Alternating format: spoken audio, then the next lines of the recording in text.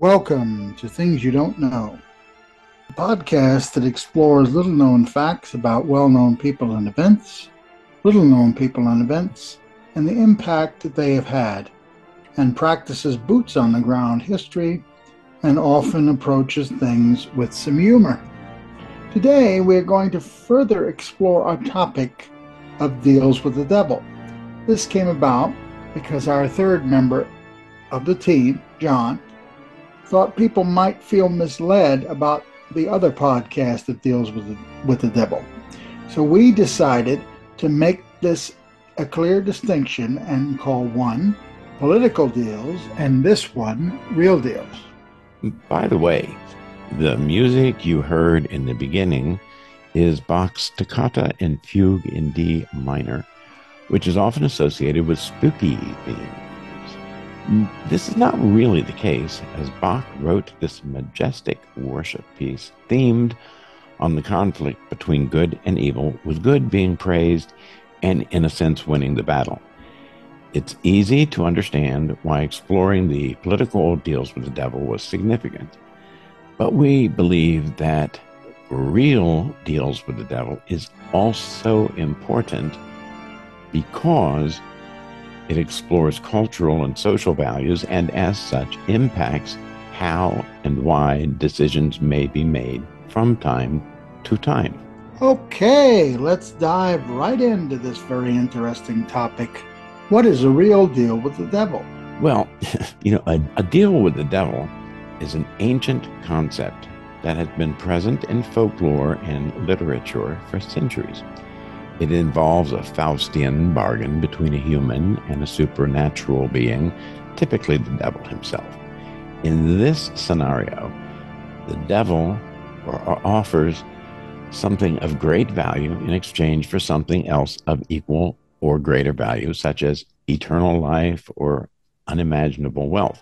Though it may seem like an attractive proposition, it almost always comes with a steep price. In most cases, the person who makes the deal ultimately pays for it with their soul.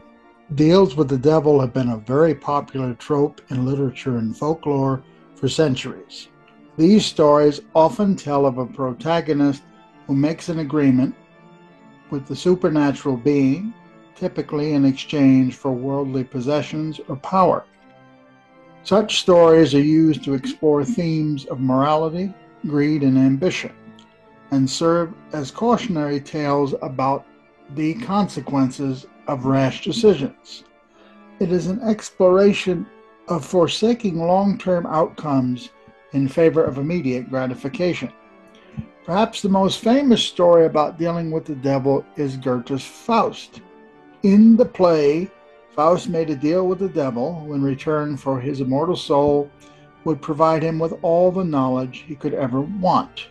The devil was able to provide all of Faust's desires. However, this did not stop Faust from regretting his decision and eventually trying to get out of the contract. Faust's decisions is an interesting case study in how humans are susceptible to temptation and how they can be manipulated by an outside force and their own desires. In some ways, this is somewhat like what Piaget would see as concrete operational thought versus formal operational thought. The cultural significance of these stories lies in their ability to capture the human experience in an entertaining and relatable way. The concept of making a deal with the devil is an ancient one with roots in folklore and literature. It has been tested, it's retold throughout history. Examples can be found from as far back as the 1st century AD, when a Roman emperor reportedly made a pact with Satan. Over the centuries, there have been other claims of deals made between mortals and the Prince of Darkness, some more credible than others. We will explore some of these historical accounts to learn more about these alleged pacts. Robert Johnson is best known for his involvement with the Crossroads myth. This myth has been around for centuries but it was Johnson's 1937 song, Crossroad Blues, that popularized the story of a young bluesman who sold his soul to the devil at a Mississippi crossroads in exchange for musical genius. This character is mentioned in the modern retelling of Homer's Odyssey, O Brother, Where Art Thou? While some believe that this myth is based on truth, others are skeptical and believe it to be nothing more than folklore. Regardless, Johnson's legacy lives on and he continues to be an influential figure in blues music today. Another legend has to do with Urbain Grandier, the French Catholic priest who was the victim of a controversial trial in 1634, in which he was accused of making a pact with Satan and causing the possession of nuns from the local that were in the local convent. He was subjected to torture and eventually burned at the stake. The trial became a source of debate among scholars, with some claiming that it was an example of religious persecution, while others argue that it shows how superstition could be used to manipulate popular opinion. Despite its age, this case remains relevant today as it serves as an important reminder of how religious fanaticism can lead to tragic consequences. The concept that deals with the devil is not limited to Christianity. Robert Ferrigno's trilogy, The Assassin novels, details the 2-century-long life of Hassan Muhammad, a billionaire known as the Old One, who believes himself to be the Mahdi, the Islamic Messiah. His enemies believe he too has made a deal with the devil for eternal life. Okay, that was an interesting novel, huh? The temptation of power and wealth is a powerful source that has driven people to make decisions they would not otherwise make. It can be seen in history from the time of ancient civilizations to the present day. Power and wealth can have both positive and negative consequences and have been used for both good and bad purposes. It is important to understand the implications of this powerful force in order to prevent it from leading us down a destructive path. Robert Blucher's Hellbound Train, for example, covers this concept in some detail. In this novel, a man pawns his soul not for money, power, or sex, but for the opportunity to live out the greatest possible experience he could have for an entire year.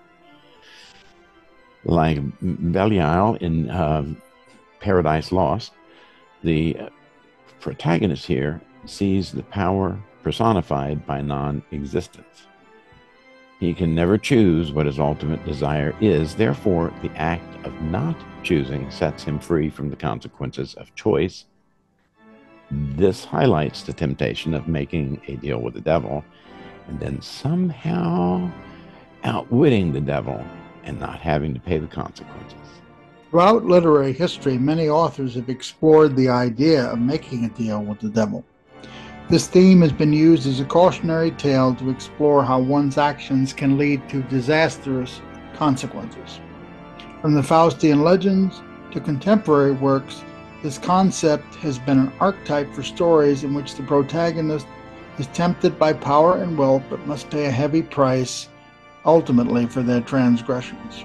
We will explore the consequences of making a deal with the devil through literature and examine why it is such an enduring trope in storytelling. The relationship between morality and temptation has been the subject of debate for centuries, but the concept of the devil's bargain is one of the most enduring examples. The idea that we can make a Faustian deal with a supernatural entity to gain something in exchange for our soul has been around since ancient times. It is a topic that has been explored in art, literature, and film. It raises interesting questions about morality, in human nature. It is easy to be tempted by quick gains or shortcuts. But is it possible to negotiate with evil without sacrificing our integrity? How do we balance our desires with our moral conscience? In this podcast, we're exploring these questions by examining the deals with the devil throughout history and discussing how they relate to morality in modern society. What are some examples of these deals with the devil? Some possible examples of deals with the devil include selling one's soul to the devil, being tricked into making a magical potion that makes one immortal, and then making a deal to live forever in return for servitude, or agreeing to help someone elude capture in return for their soul. It seems like when there is something we all want, even at the cost of our souls, we overlook the long-term consequences in favor of short-term and often short-lived advantages with devastating consequences. In more modern times, deals with the devil have been discussed. Many times, the discussions come from unexpected sources. An example of this is the Woodstock Music Festival of 1969. We did do a podcast on this, so you might want to listen to that also. In a time where music festivals saturate the popular sphere, it's important to remember Woodstock as a benchmark for what they truly can offer to society. Though festivals like Coachella and Lollapalooza are slowly being lost to commercialism, there is still a nugget of cultural importance in the idea that they are built on. When a lot of young, interested, and musically savvy people gather in one place, there is always the potential for social and artistic change. Woodstock 69 held credible meaning during its time and still does today, reminding us of the power that unity in art and culture can have in periods of chaos. Joni Mitchell wrote a song commonly called the Woodstock Song. As Mitchell writes, our country is too often caught in the devil's bargain of greed and disillusionment. It is the responsibility as a counterculture to speak out against this bargain through a collision of innovative art and social awareness, no matter how hard it may seem. Woodstock's status as one of, if not the, most famous festival in American music history acts as evidence that unity and the celebration of art can truly shift the course of culture to pursue a different future. That festivals have the potential to help us find the garden of change. Joni Mitchell composed her blues version of Woodstock on a piano with a message. In an interview with her biographer, David Yaffe, she admitted that she intended the song's message to be more of a dirge rather than a rock song. What is the song's message? Well, thoughtfully, Joni took some of the song's message from the Bible. In Genesis 1 3, I came upon a child of God. He was walking along a road. Okay, don't miss the imagery here. God's child is searching. The song laments the fact that something is missing and needs to be found. Mitchell tells us that her desire is to get my soul free. But how? In Mitchell's words, we are caught in the devil's bargain. The devil's bargain that I see her portraying is capitalism, corporate greed, people trying to get ahead no matter who they hurt. It's a short-term gain, which is true of deals with the devil, and the expense of long-term prosperity, both material and spiritually. Joni Mitchell's point is clear. It is we who are caught in the devil's bargain. The solution? Well, we've got to get ourselves back to the garden. Getting ourselves back to the garden, the place where divided humanity can be reunited. In this day and age where people are shooting each other and there's all sorts of terrible prejudices and things happening, we really do need to get back to the garden. But what about the nation that needs healing? Reflecting on the Woodstock experience in an interview, Mitchell lamented it was really something that people could be so good to each other. And I can attest to that fact, even if it was for only 3 days. She also went on to say, all those people being good to each other for 3 whole days. She laments that she wasn't there, and she wants us to get this message. Maybe you missed Woodstock. If you did, don't miss Mitchell's message. We all need to set our souls free by getting back to the garden. May I just say that I totally agree with that statement. The concepts of deals with the devil, as I said before, has been a popular subject in literature and other types of media for centuries. I think we often forget the real message about the price paid. There is a modern version of the story, a television series called Good and Evil, which creates an entire society of human beings when made such deals. These unfortunates who call themselves Faustians were trying to come up with any ruse to avoid accepting responsibility for their momentary weakness, which had caused them to make such a deal. The Devil and Daniel Webster by Stephen Vincent Benet is one of the classic American short stories. It tells the story of farmer Gervais who is tricked into selling his soul to the devil in exchange for 7 years of good luck. Daniel Webster, a renowned lawyer, is called upon to defend Stone in a trial before a jury of the damned. Through his powerful oratory skills and emotional appeals, Webster manages to win back Stone's soul from the devil. The story has been adapted for film and stage several times since its publication in 1937, showcasing Benet's timeless storytelling abilities. The most amazing version stars Jennifer Love Hewitt as a female princess of darkness. Anthony Hopkins plays the Webster role as a lawyer, moonlighting as a literary agent. The Twilight Zone episode, The Howling Man. You should see it if you haven't seen it. It's on. You can get it for from a lot of sources. It is streaming still. Anyhow, the episode called The Howling Man is a classic horror story that tells the tale of a young man who discovers a strange monastery in the woods and uncovers a dark secret. The episode explores the themes of faith, loyalty, and temptation as our protagonist must decide whether to help the mysterious prisoner or risk unleashing an unknowable evil into the world. Many television programs, from Star Trek's The Next Generation's episode called The Devil's Due to an episode of The Simpsons in their Treehouse of Horror program starring Ned Flanders as the fallen one, have covered the topic of selling one's soul.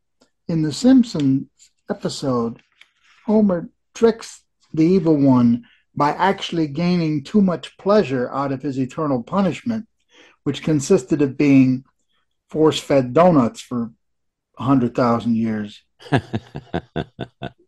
This sort of reminds me of the Twilight Zone episode where a gangster is damned to an eternity of meaningless bliss. Yeah, I saw that episode too. That's a cool one. George Burns portrayed the devil in a humorous and charming way in the movie Oh God, You Devil. He plays the character with a suave and slick demeanor, using his wit and charm to try and convince the main character to sell his soul.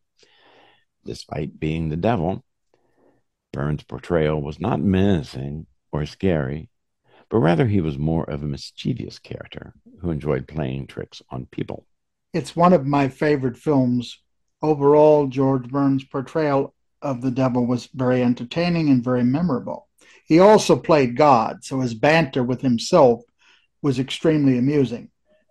when the Almighty actually rebukes the devil for claiming his victim too soon by saying, "You don't have a clear title to this boy," Satan proposes one hand of poker to determine the eternal fate of the protagonist.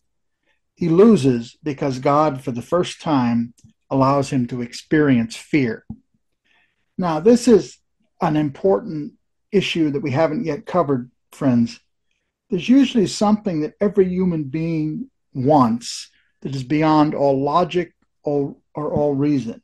Sometimes this overwhelming desire, even without a supernatural element, can lead individuals to do something very stupid since they're so desperate for the object of the desire. As Piaget told you, Bill, he gave an example of formal operational thought as opposed to concrete thought through instant gratification. If a young person is offered a beat up, moderately functional car immediately or a nice car in 3 years, they will often take the immediate car. Yeah, that's true. In modern times, scammers and others often manipulate people's desire for a large long term benefit.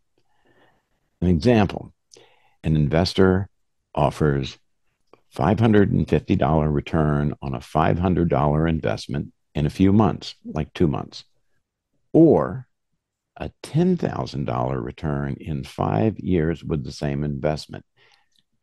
This is a firm offering this online at this time, actually. Check it out. It'll blow your mind. And I'm sure people are falling prey to this. Anyhow, perpetual promises are a very effective method of manipulating people to do or give what the offerer, or devil by analogy, wants the person to do. Salespersons often use a variant of this, and they call it promising the stars and giving the moon. Scammers and corporate moguls are good at changing to suit modern times and desires. And although it may seem this technique is the reverse of the traditional deals with the devil, it is really a logical extension of that age old scam in which the promise is never actualized, which is nearly the same as rendering a punishment in return for an immediate benefit. We hope this podcast gives our listeners some things to think about. People and things are constantly changing in this world, but at the same time, age old aspects and truths stand the test of time because they give us truisms to guide us. We hope you've enjoyed this podcast and will join us again as we have some really exciting topics coming up. Please remember to give a like, leave a comment, and click the reminder bell so you can stay informed. We love hearing from you. Good night, folks. Indeed. Have a great day and join us again.